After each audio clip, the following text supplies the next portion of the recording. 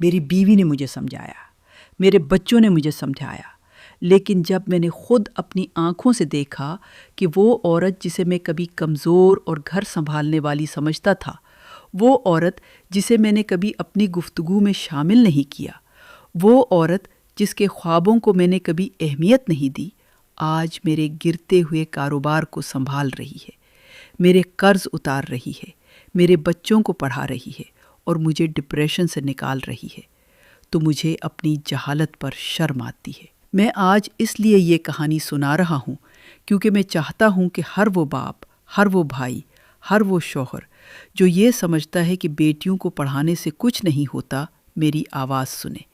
میں آج بتاؤں گا کہ کس طرح ایک بیٹی کو اسکول بھیجنے کے لیے اس کی ماں کو چھپ کر پیسے بچانے پڑے، کس طرح اس کی شادی جلدی کر دی گئی تاکہ خرچہ بچ جائے، اور کس طرح اس نے راتوں کو جاگ کر یونیورسٹی مکمل کی جب اس کا شوہر سو رہا ہوتا، اور میں بتاؤں گا کہ کس طرح وہی عورت جسے میں نے کبھی کمزور سمجھا میرے لیے مضبوط ترین پناہ گاہ بن گئی۔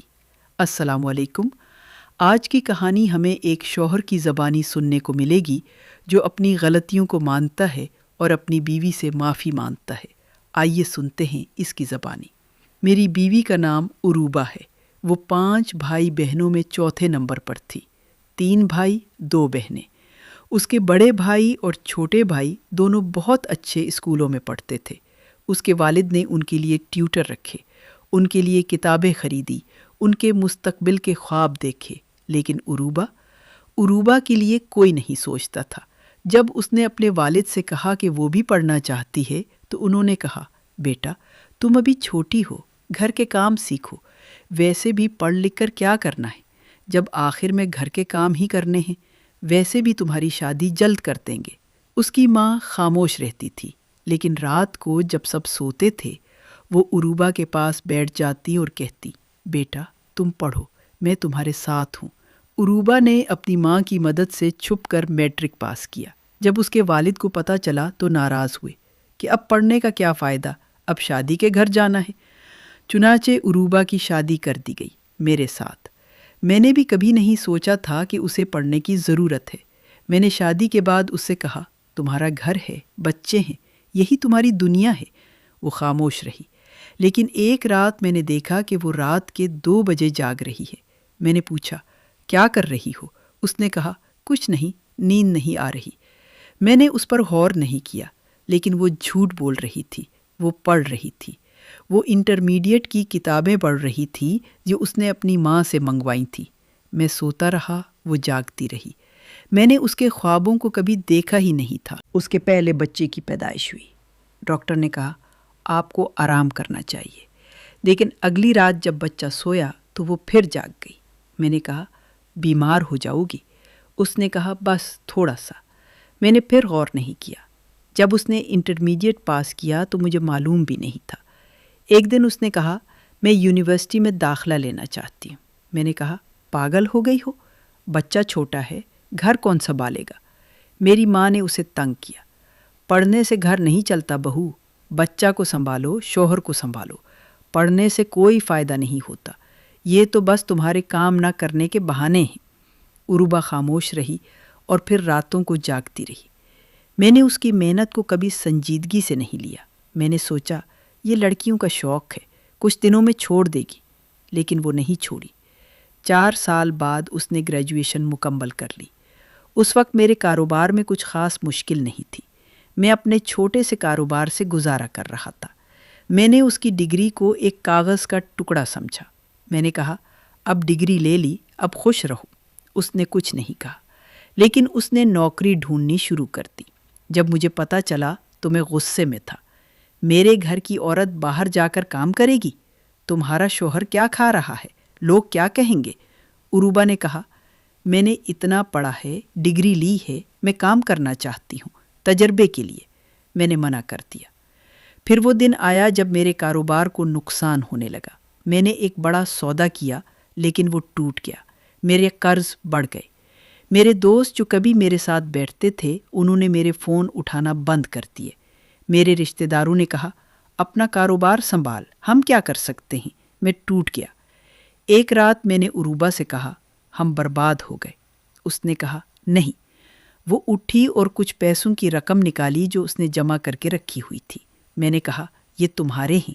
اس نے کہا اور تم میرے ہو۔ میں رو پڑا۔ اس نے مجھے سنبھالا۔ اس نے اپنی نوکری شروع کر دی۔ اس نے ایک پرائیویٹ اسکول میں ٹیچر کے طور پر کام شروع کیا۔ اس کی تنخواہ بہت کم تھی لیکن اس نے میرے قرض کو اتارنا شروع کیا۔ میں گھر بیٹھا رہتا، اپنے آپ پر غصہ آتا۔ اس نے کبھی مجھے اپنی کمزوری نہیں دکھائی۔ وہ صبح 6 بجے اٹھتی، گھر کے کام کرتی، بچوں کو تیار کرتی، اسکول جاتی، شام کو آتی، پھر بچوں کو پڑھاتی، رات کو ہمارے لیے کھانا بناتی اور پھر جب سب سو جاتے وہ بیٹھ جاتی۔ اپنے لیے نہیں، میرے کاروبار کے حساب کتاب کے لیے۔ اس نے مجھے سکھایا کہ کاروبار کیسے سنبھالنا ہے۔ اس نے مجھے سکھایا کہ پیسے کہاں لگانے ہیں۔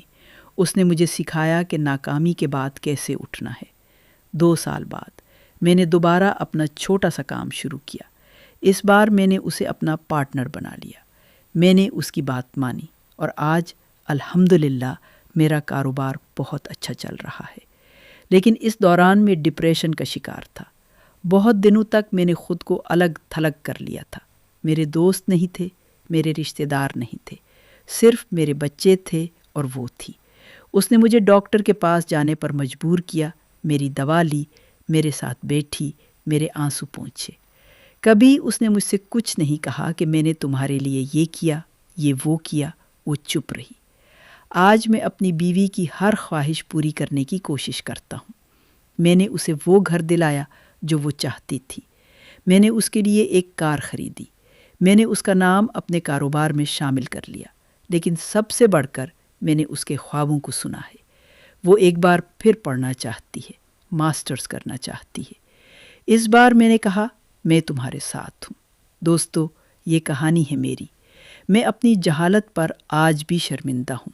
میں نے کبھی سوچا تھا کہ بیٹیوں کو پڑھانا فضول ہے۔ میں نے کبھی سوچا تھا کہ بیوی کا کام صرف گھر سنبھالنا ہے۔ لیکن جب زندگی نے مجھے نیچے گرایا تو وہی عورت تھی جسے میں نے کمزور سمجھا، وہی میرے لیے مضبوط ترین پناہ گاہ بنی۔ آج میں کہتا ہوں کہ بیٹیوں کو پڑھائیے، بیویوں کا ساتھ دیجیے، ان کے خوابوں کو نہ ماریے، کیونکہ جب وقت آتا ہے تو یہی خواتین خاندانوں کو سنبھالتی ہیں، معیشتوں کو سنبھالتی ہیں اور آپ کو آپ کے بگڑے ہوئے مستقبل سے واپس لاتی ہیں۔ تو دوستوں، یہ تھی آج کی کہانی۔ امید کرتی ہوں آپ کو پسند آئی ہوگی۔ اگر آپ بھی اپنی کہانی ہمیں بتانا چاہتے ہیں تو ہمیں انسٹاگرام پر پیغام بھیجیں۔